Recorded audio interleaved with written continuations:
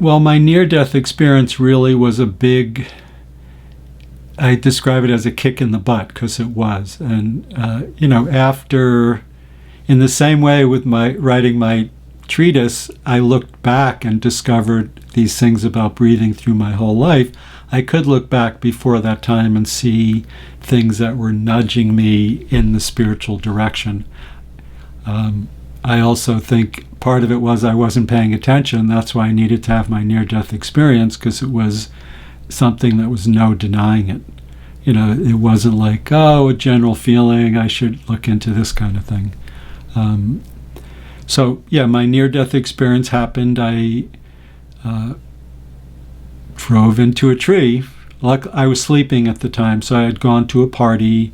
I was drinking some.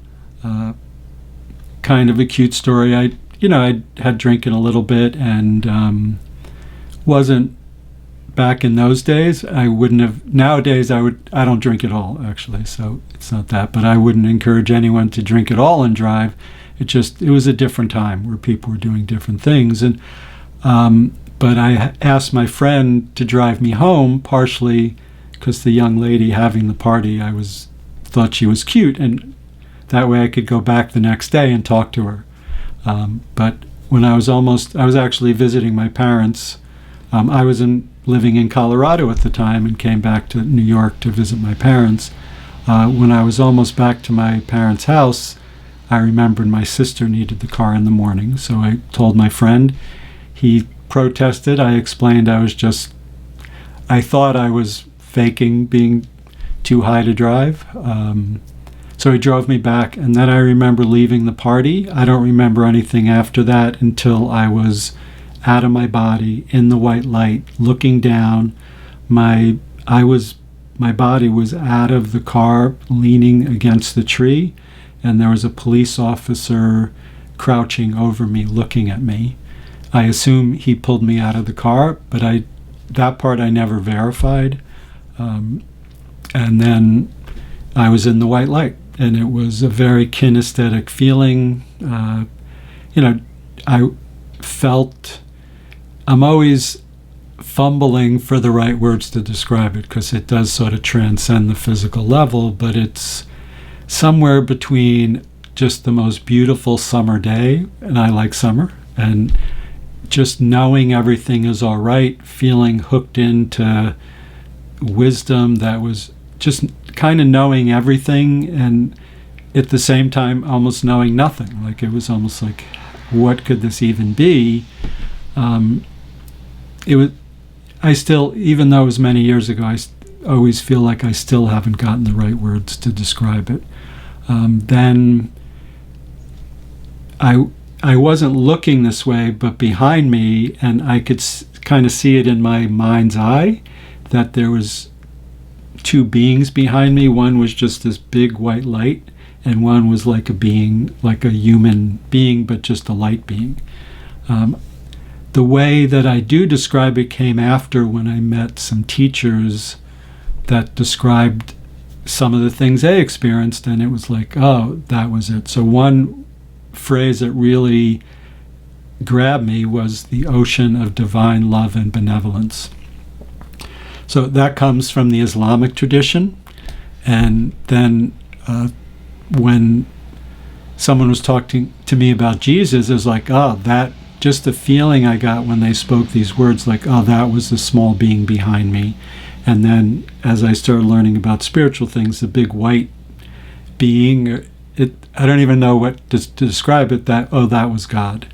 And those words came after, and those still ring very true inside of me today. Then the little being said to me, you have to go back, your father wants you to stay. I knew right then that was not my physical father, but my spiritual father. So in the spirit of everything seemed so perfect and all right, I went back into my body, and then came to a few days later in the hospital. It took years and I'm still trying to find out. So part of it was I just had this urgency to know sort of what happened and understand it more in my mind. I did start meeting an amazing amount of people, and still do, that have near-death experiences. I met spiritual teachers, teachers of healing methods. But even today, it's almost like I don't know, like there's no way to really grasp it. It is a whole lot of not knowing, a whole lot of knowing there's more, and just being very open, sort of in a selective way of only choosing things that are, like a phrase I use, are for the highest good.